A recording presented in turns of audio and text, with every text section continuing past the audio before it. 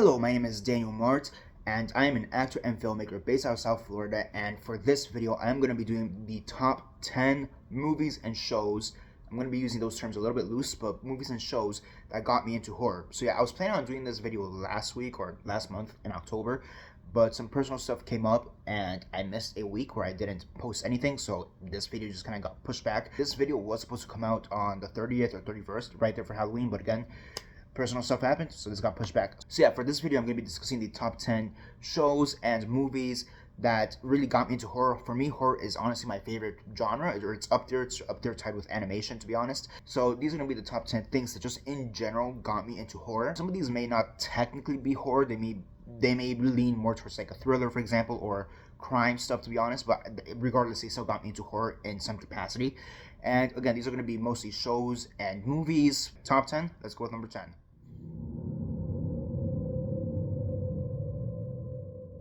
So at number 10, I basically have Ghost Adventures and The Othersiders, and these are basically ghost hunting shows. The Othersiders is better known for being the ghost show or the ghost hunting show that was on Cartoon Network. It had like maybe 2 seasons on it, whereas Ghost Adventures, I believe, is still going on to this day, if I'm not mistaken.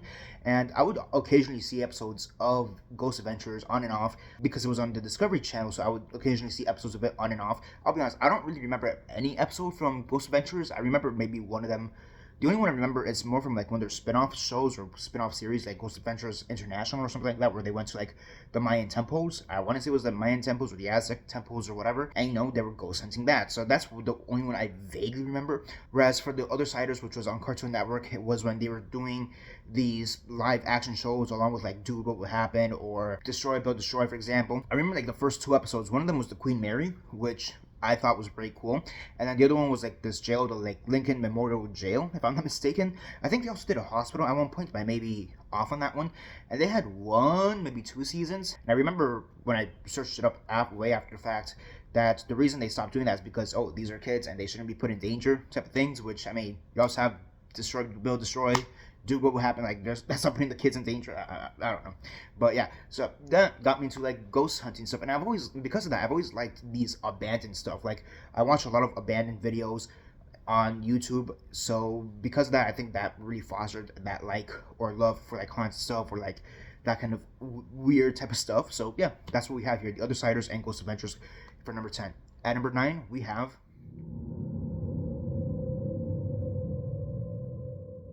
At number 9, we have The Ghost Whisperer, that TV show with Jennifer Love Hewitt. It ran for like, 5, 6 seasons.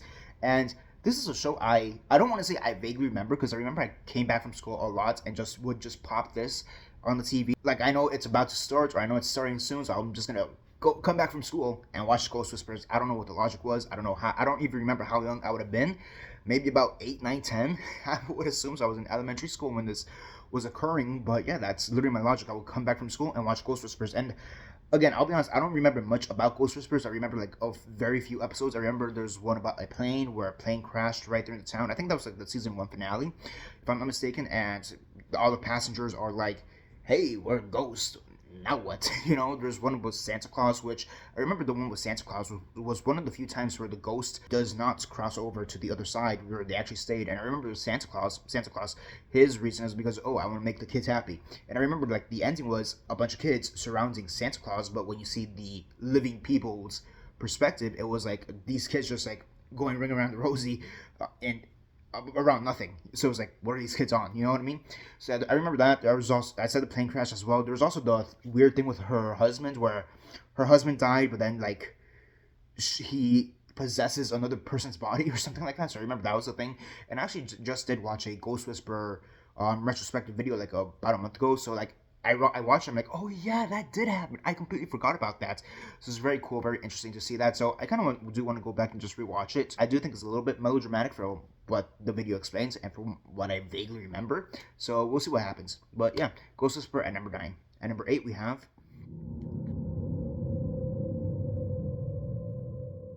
At number 8, we have some zombie movies. So my favorite subgenre, or one of my favorite subgenres of horror, is zombie. And some of the first zombie movies that really got me into this were Night of the Living Dead, the original one, Return of the Living Dead, and Dawn of the Dead from 2004, the remake. And those 3 movies are zombie movies I really started watching when I first got into horror almost 10, maybe 15 years ago. Jesus, I sometimes forget I'm 25, not gonna lie. But yeah, almost 10 to 15 years ago is when I really started getting into horror, just movies in general. And when it came to zombies specifically, these were some of the movies that I sought and wanted to watch. This was after I had started watching The Walking Dead and started watching other zombie movies. People were always saying like, "Oh, you should watch Night of the Living Dead because it's the original zombie movie." And so I did watch Night of the Living Dead. Eventually, I watched Return of the Living Dead, thinking that it was a sequel to Night of the Living Dead because it has of the Living Dead. And no, not really. But yeah, because of that, for some time, I did genuinely think that Return of the Living Dead was a sequel to Night of the Living Dead. Go figure. I mean, to be fair, in Return of the Living Dead, they do reference something that happens in Night of the Living Dead.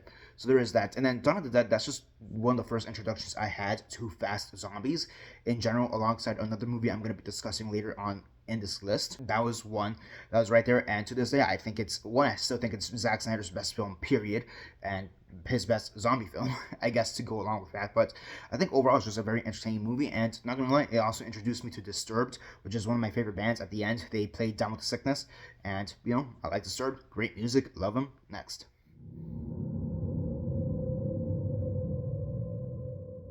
So at number 7, I have a kind of a weird one, and that is the Columbine documentary from Zero Hour. So Zero Hour was this documentary anthology series where every episode they would look at a different disaster or event and, document, I guess you could say, what happened or how this occurred. And so I've seen a few episodes every here and there because they are on YouTube. But the one I keep coming back to is Columbine, and that's another thing I'm very interested in. I am very interested in true crime. I think a lot of people nowadays are very interested in true crime, and you're going to see that with another pick later on in the list. But yeah, I just really like true crime, and especially when it comes to like these very, very like pinnacle tragic events. So like I'm very interested in Titanic, I'm very interested in 9/11, for example, and because of the current day that we live in, I'm very interested when it comes to shootings. I know it's morbid. I know it's morbid, especially since I live about an hour away from where another shooting happened, another very popular, that's not the right word, but very well known shooting happened up in Stoneman Douglas. I think one of the first things that really got me into true crime was Columbine.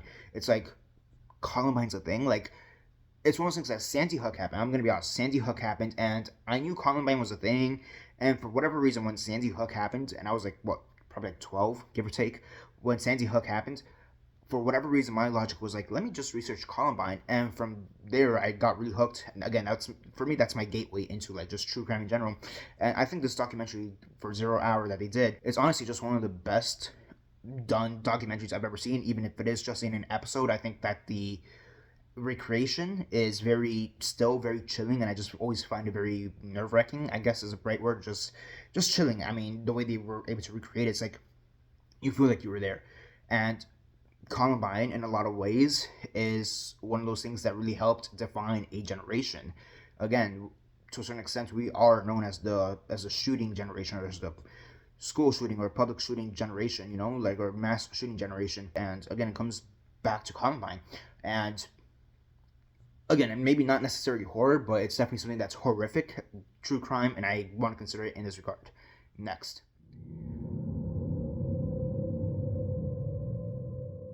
At number 6, I'm just going to rope in a whole channel, the entire channel of ID Discovery. So, yeah, again, in between like the ages of like 10 to 15, that's all I would watch. ID Discovery. I would watch all the shows that were on ID Discovery, like from Deadly Women. Deadly Women is the one I really remember watching a lot for some reason, but there was a bunch of other shows that were there that I do not remember. You're seeing the names of them right now, but it's one of those things I'm going to be researching this later. I'm like, oh yeah, I remember watching that show. Oh yeah, I remember watching that show. Oh yeah, I remember watching that show. I remember that case. I remember that case. I remember that case.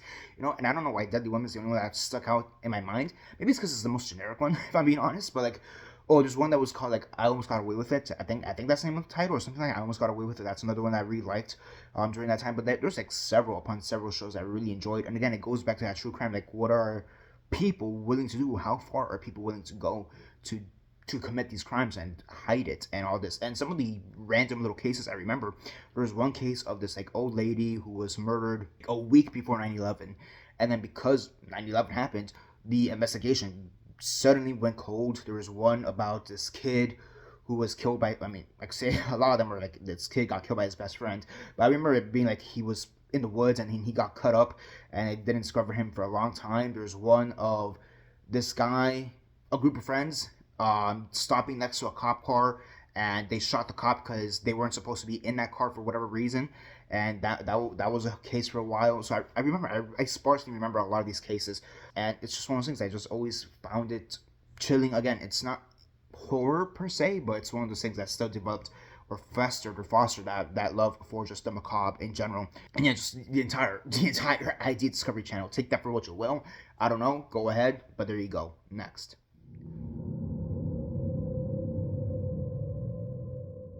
At number 5, we have Psycho. So here's the thing. Psycho is my favorite horror movie. And for every single list that I've mentioned it this month, it has not been able to crack the top 5. It finally cracked the top 5. The thing is, Psycho, I had watched it when the first time I watched it was already well within my horror time research, if that makes sense. It was already when I was watching stuff like Night of the Living Dead and Halloween, for example. I was already in the midst of just going through this horror phase and watching Frankenstein, Dracula, whatever, you know. So that's kind of why it's number 5. Because honestly, the other 4 are like stuff that I really do identify with and I really do truly love. That's not to say I don't love Psycho. Again, one of my favorite movies of all time. It's my favorite horror movie of all time, period. But I just find it ironic how it's my favorite, top favorite, and it still just barely makes the top 5 every single time here. In this case, it's the only one that it did make the top 5, so take that for what you will. But I mean, Psycho, it's, like I said, it's the best horror movie ever. It's made by Hitchcock. Hitchcock is honestly one of the best directors ever. On any given Sunday, he's either my first or second favorite director. It's always, for me, it always goes between Hitchcock or Scorsese. I mean, it's great. I mean, you have the shower scene, of course. Norman Bates is one of the most iconic villains and just horror movie characters, or just movie characters in general. Marion Crane, one of the biggest plot twists, even though it doesn't seem like that anymore, because of just how time is. It's still one of the biggest plot twists. It's just an iconic movie. It was remade in the 90s by Gus Van Sant for God knows why. But it's one of those things that people don't know this, but by Psycho is actually a series. It started off as a book, so it's actually a franchise in of itself, but it started off as a book, and then the book I think has at least one sequel where the author wrote a sequel to it. But in the movies, it also has its own series. It has Psycho 2, Psycho 3, which is actually directed by Anthony Perkins. Psycho 4 as well. They have, of course, Bates Motel, which is a series. So like Psycho as a whole is a major franchise. People kind of forget about that sometimes. But for me, I'm only mentioning the first original Psycho, the movie Psycho, because that's the one I grew up with. That's the one I like. That's the one I've watched time and time again. And honestly, that's the one I love. Next.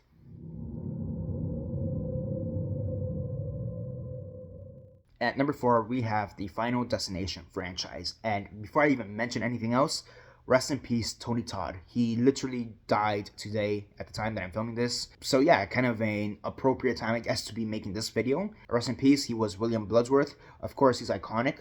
Having played, of course, Candyman. I think this is his next biggest thing, but he did a lot of voiceover work for a lot of Activision games, for example. So, I mean, the guy's just great, and Final Destination is probably one of his better known roles, just generally speaking, especially within the horror community.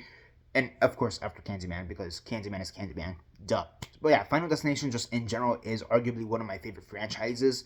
And it's funny because I never actually started with one. The first 2 movies I saw were Final Destination 2 and Final Destination 5. I don't remember which one I watched first, but it was whatever's on TV. Either I watched 2 or I watched 5 first. But it's one of those things that when 5, with the plot twist of 5, I didn't realize it was a plot twist because I'm like, okay, like I realized it in the sense like, oh crap, they're about to die because this is about to be another sequence. What I didn't realize is the fact that 5 connects to number 1 all the way back. It circles around. And I thought that was very cool. And it's one of those things where, like, for me, I'm always trying to figure out what Death's design is. I did a video back in my old channel trying to discuss what Death's design is, and I think I got more or less accurate to, like, at least what I believe Death's design is. And a lot of people seem to have generally agreed with it from what I remember. For me, that's the biggest, and that's the biggest rabbit hole I always went through, or was trying to figure out Death's design. And here's the thing too with Final Destination. I'm saying franchise. I'm not saying the movie series. I'm saying the franchise, because that's the thing. It's a franchise. It has novels. It has comics. It's got everything in it. And I've even read. Okay, I haven't read the actual novels, I haven't read the actual comics, but I've read like the fandom Wikipedia articles on it, and seeing, oh my gosh, that's what happened. And they have some crazy stories. There's one that connects also to Final Destination 1, where the bus that hit Terry Chaney, bus driver actually is a character in one of those stories. You have one where It's this model who actually makes a deal with Satan, where she has to kill the rest of the victims, for example, or else she dies. So there's that one as well. There's one where like all the deaths are out of order, and I forget the reason why, if there's a reason, but there's one where all the deaths are out of order, and I think that's the one where it's like the elevator disaster, something like that. There's a comic book where it takes place in Hawaii, I want to say, where it's like a hotel explosion. It's a lot of different stuff. There's even a canceled novel with a surfer. That's like the something about a surfer. It's a canceled novel. It never got out, never published. But from what I remember, it was about a surfer who's gonna die in some kind of disaster. So like it has all these different things. There's this short story, which I think may be the most haunting thing within the whole franchise. But there's this short story about this guy who was gonna die on a bus crash, and he doesn't. He saves some people, and then he's about to die in a explosion at the factory he works at, and he doesn't die, and then he decides to isolate himself, and then he gets a vision that, oh crap, I'm gonna go meet my family the next day, but my vision says that they're gonna die now.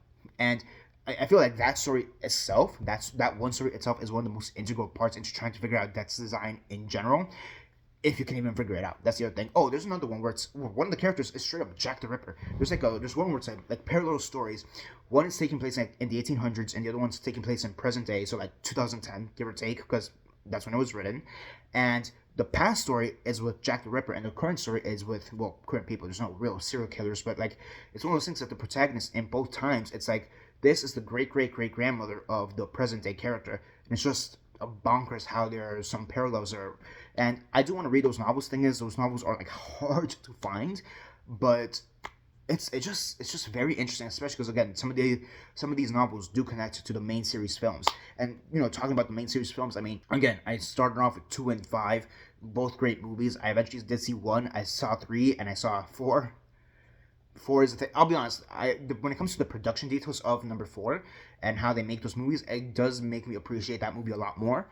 The writing for number 4 just sucks. I think we all know that the writing just sucks for number 4. Yeah, but everything else, I mean, those movies are great, and just the fact that it's actually a franchise, it's not just movies, it's just amazing. It just kind of drives me wild. Like I want to know more about this world, and it's one of those things. Like I'm almost curious why they haven't adapted any of those novels into a movie.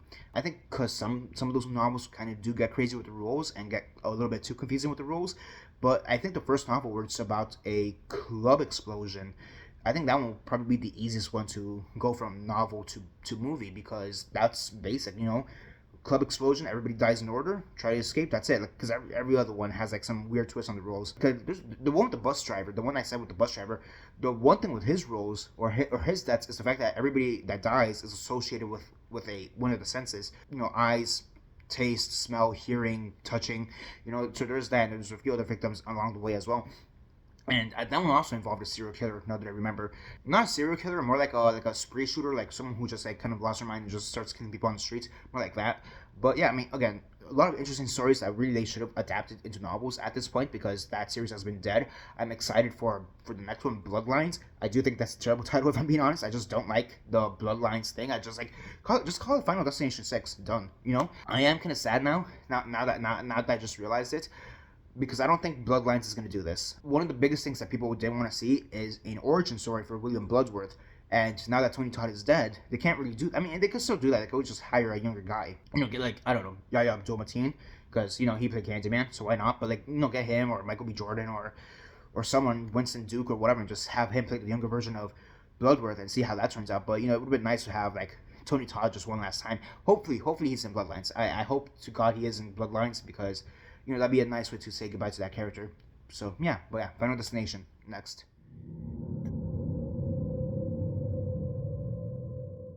At number 3, you knew it had to be here. I've made several videos on this franchise, The Walking Dead.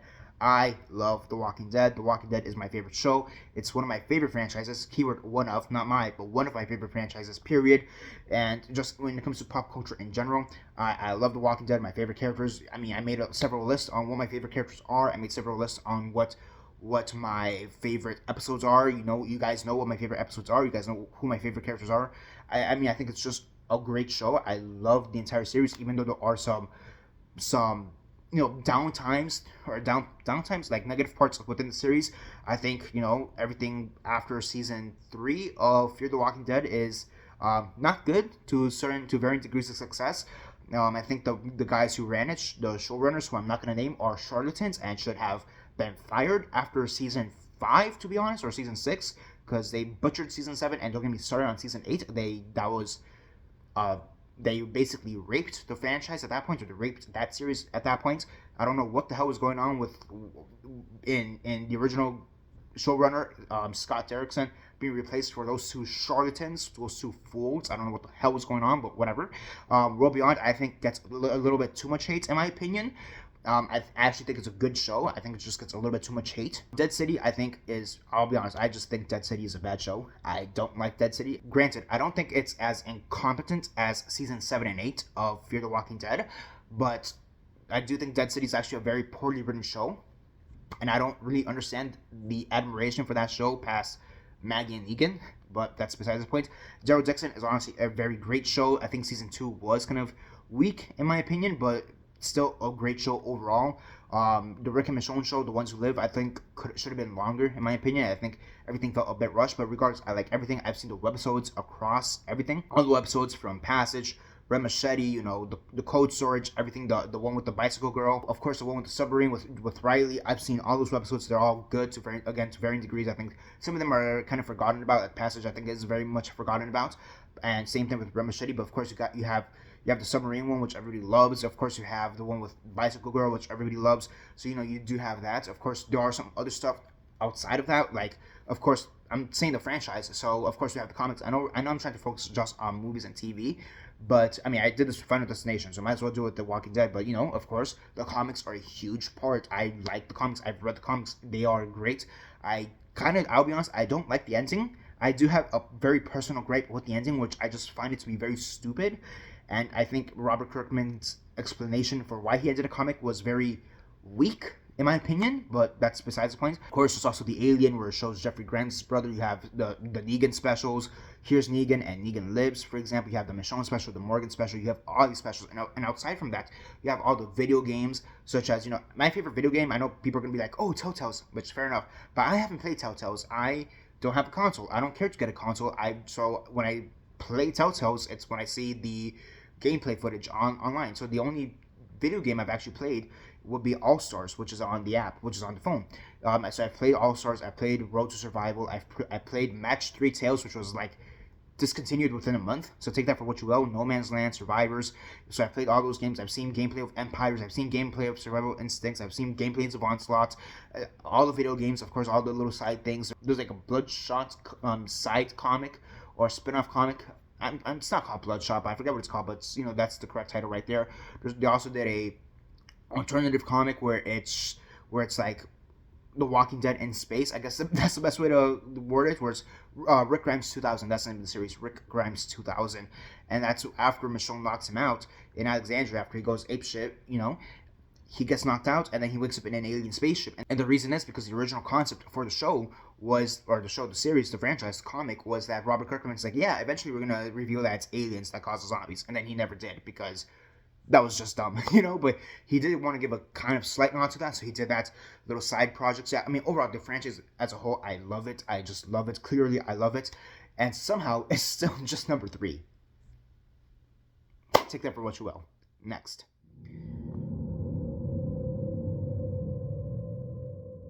So at number 2 is going to be a weird one, and that is Zombieland. So it's one of those things, how am I putting Zombieland, one movie, because I'm not putting the second one, just the first movie, how am I putting Zombieland over the entirety of The Walking Dead? Here's my logic. Zombieland was the first zombie thing I ever saw. That is what made me fall in love with the concept of zombies, because I kept rewatching Zombieland time and time again. My parents, they rented the movie from Letterboxd. Yeah, remember when that was the thing with Letterboxd? So they rented it, and I saw it, and I really liked it, and I rewatched it, and I rewatched it, and I rewatched it. I rewatched it for like a week straight, and for some time, I'm not going to say that became my favorite horror movie, or favorite movie of all time, but it was up there, and honestly, to this day, I still consider it as one of my favorite movies of all time, just in general, probably like top 20, top 25, so that's why I would have never gone after The Walking Dead if it wouldn't have been for Zombieland. Zombieland is really the thing that opened up my zombie mind, so to speak, or my desire for zombies, the zombies subgenre. Without Zombieland, I wouldn't have gone for Night of the Living Dead, or Return of the Living Dead, or any of these other zombie media movies. I probably would have seen them eventually, but I wouldn't have wanted to actually go out and pursue and actually go out of my way to watch these things. And that's all thanks to Zombieland. So my love for The Walking Dead, my love for Night of the Living Dead, Return of the Living Dead, Dawn of the Dead, anything of the dead, anything zombie, really goes back to Zombieland. And that's why I have it on number 2.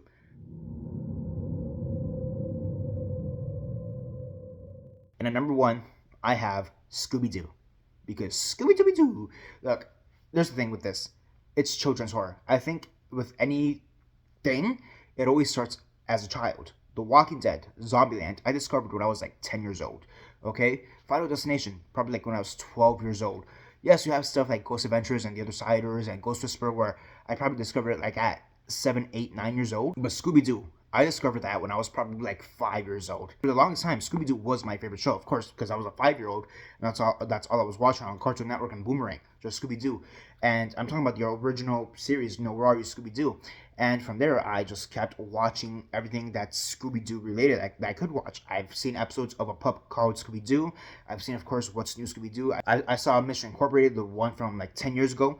I saw all the live-action Scooby-Doo movies, or most of the live-action Scooby-Doo movies. I saw, the original 2 James Gunn Scooby-Doo movies. By the way, yeah, James Gunn wrote the Scooby-Doo movies, so take that for what you will. Plus the 2 Cartoon Network live-action movies. I've seen about the first 10 to 15 animated Scooby-Doo movies. So everything from Scooby-Doo on Zombie Island. So I mean, really, okay, so then using that logic, realistically, that would have been my introduction to zombies. But it's Scooby-Doo, I kind of didn't really consider it, so take that for what you will. But still, from Scooby-Doo to on Zombie Island to, I want to say, Pirates Ahoy? I want to say I saw all those movies from Zombie Island to about Pirates Ahoy, or the Hawaii one, maybe. It depends which one's the last one, but like I more or less know as to where I stopped it. But it's like within the first like 10 to 12, 13, 14, 15, right there is when I stopped. And then I don't, aside from the one where they go to space, I haven't seen any other Scooby-Doo movie, animated Scooby-Doo movie. I guess Scoob counts as well, which I did enjoy more than other people. But again, that's because I love Scooby-Doo. Scooby-Doo has always been there. I've seen everything 13 Ghosts as well. The Scooby-Doo Adventures. Earlier this year, I got the Scooby-Doo and Dynamite Hour DVD set. So there's that too, because I like Scooby-Doo. I haven't seen Velma, because I'm kind of scared to see Velma, because I don't want to see the characters ruined. So we'll see. So eventually I'll watch Velma.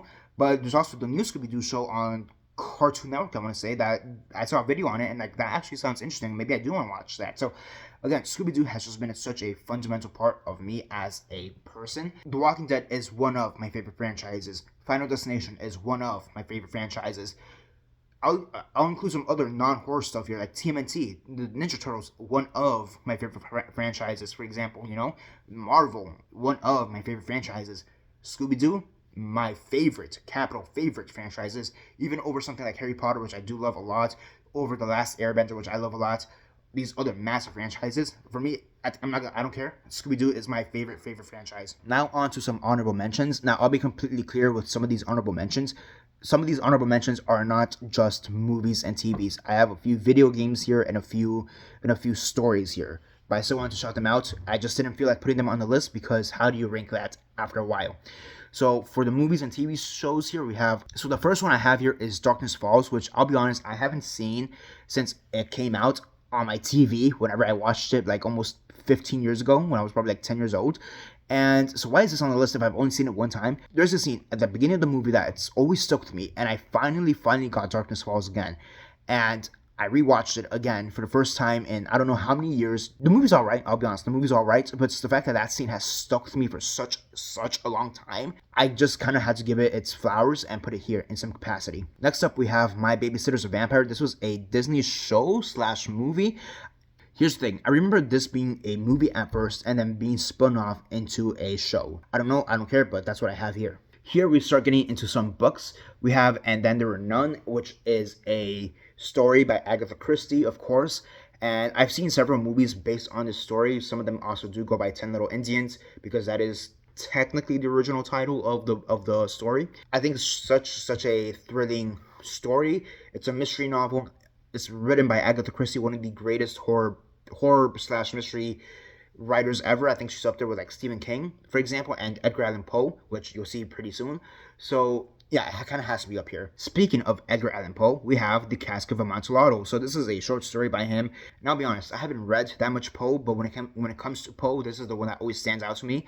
And I think part of it has to do with the fact that I just find the idea of revenge in this story just so chilling, because it almost feels like it's done for such a petty reason. Like Montresor is killing Fortunato for like almost like for possibly a petty reason, but we really don't get the reason as to why he's being killed at the end. And him just crying for life, Fortunato crying for life at the very end, is just very, very haunting. And this is one of those stories where I'll read it every few years and it always gets me. Next up, I have Stone Child by Dan Pawlowski. And this is a horror children's novel.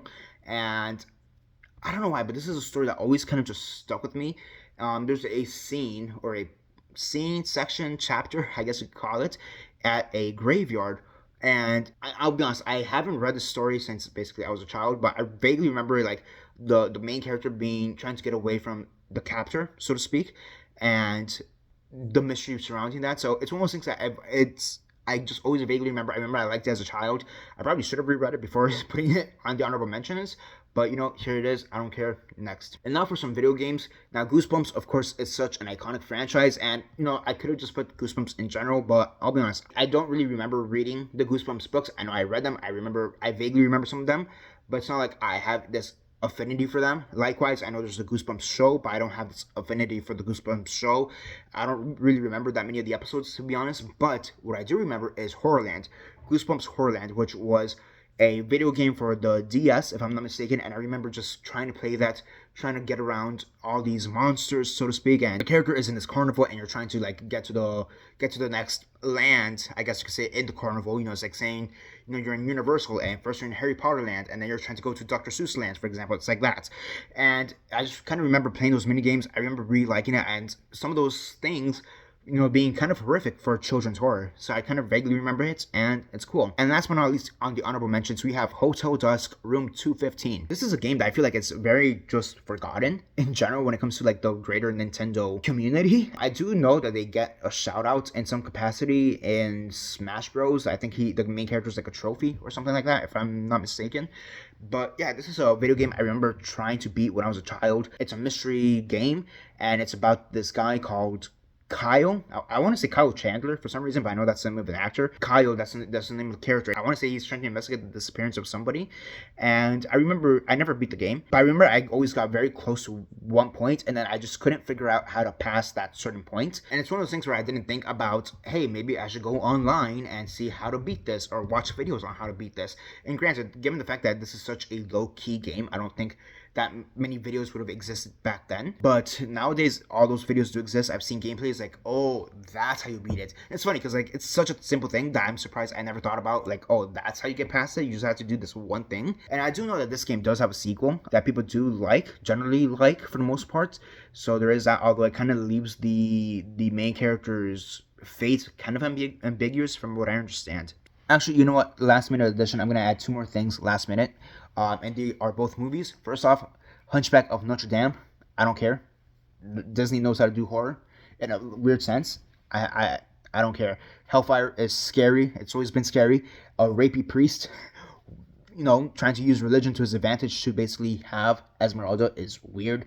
It is horrific. Him trying to kill Quasimodo. And here's the thing. Disney, they know how to kill off the characters, but I don't think they've done it any better and any more just screwed up than how they did it with Judge Claude Frollo. So yeah, I don't care. I'm adding it to here on the honorable mentions.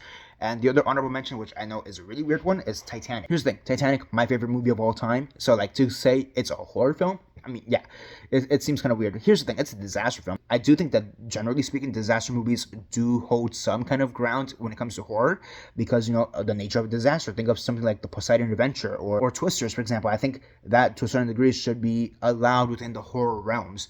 But yeah, Titanic, I think because of the fact that Titanic is just such a well-beloved movie, people will not consider it horrific. But I'm not going to lie, the ship sinking, Titanic sinking, scares the crap out of me. And again, similar to how Columbine Zero Hour nurtured a fascination with shootings in general, similar, Titanic fostered that fascination with Titanic media in general. I'm a huge fan of just Titanic lore. I love Titanic, and a big chunk of it has to do with the fact that Titanic is a movie. And I've seen a bunch of other Titanic media. Like I have a documentary series on Titanic. I have a bunch of miniseries on Titanic. I just got the some 1940s Titanic movies as well. So I love Titanic, and I love researching about it. So I don't care. Just because the ship's sinking, I don't care. But we're adding it to the list because it's always been scary to me. It's always been haunting to me, even as a young child. That's the other thing. I saw that as a young child at like 5 years old. I don't know what business I had watching Titanic at 5, but there you go. There's that too. All right, here. So 2 more last minute additions to the honorable mentions. So the first one here, I have War of the Worlds. And this is one that I don't even know how I forgot, given the fact that it's actually one of my favorite Tom Cruise movies. Tom Cruise, just in general, is one of my favorite actors, period. And this is one of my favorite movies of his. So I don't even know how I forgot it.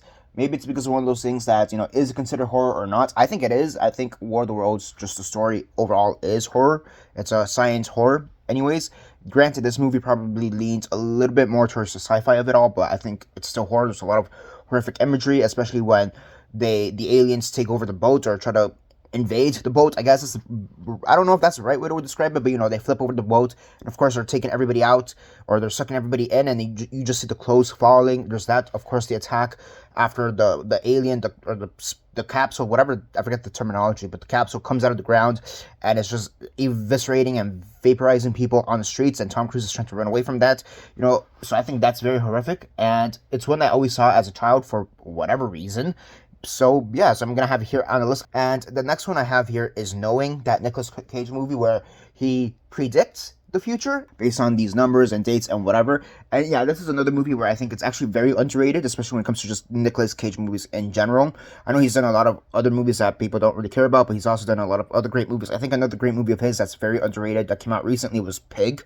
But besides the point, but yeah, Knowing, I think, is just one of those things that, again, it's like sci-fi horror, apocalyptic movie, it's about the end of the world. It's very horrific. You have a bunch of these incidents, these accidents that are just very horrific. Of course, the plane crash, you have the subway crash, and of course just the world ending in general. I think that's very horrific. The imagery there is very horrific, even if the CGI and the special effects aren't 100% anymore. So in that regard, it doesn't really hold up anymore, but overall I still think it's great. So 2 more last minute additions. I guess this video is just last minute addition central. But yeah, so 2 more last minute additions for the honorable mentions.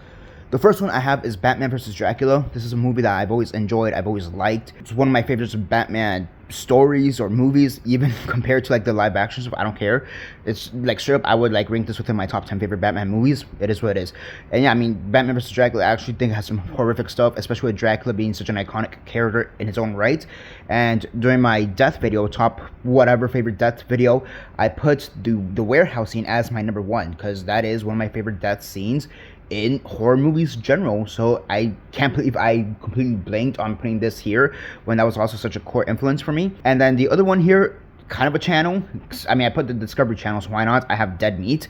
So Dead Meat, yeah, they're great. I would say that this is probably the latest thing I've discovered in terms of developing my taste or my enjoyment of horror. I think I really found this a little bit after my research for horror, when I felt, quote unquote, I like horror. I like it. I've seen Halloween. I've seen Night of the Living Dead. I've seen Dracula and whatever. So like I feel like I'm confident in my horror knowledge. Thing is, you can never be confident in any kind of knowledge.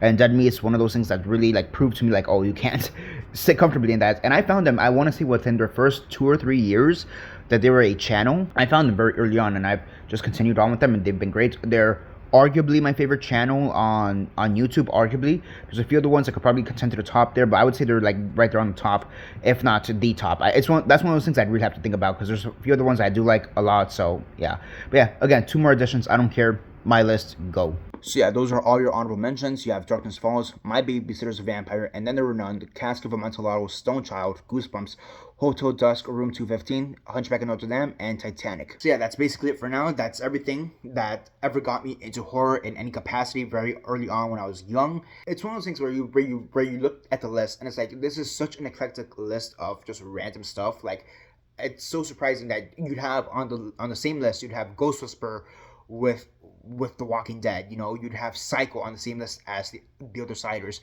You'd have Night of the Living Dead on the same list as Scooby-Doo. It's like, it's such a weird eclectic list, especially with the honorable mentions with those last minute additions of Titanic and Hunchback, and having stuff like Stone Child, which is probably a book nobody else here has ever heard of, having it there with like just a Goosebumps video game, not the franchise, just the video game, and that's the truth. These are all the things that got me into horror in any capacity. So yeah, that's basically it for now. This is Daniel Mart, signing off.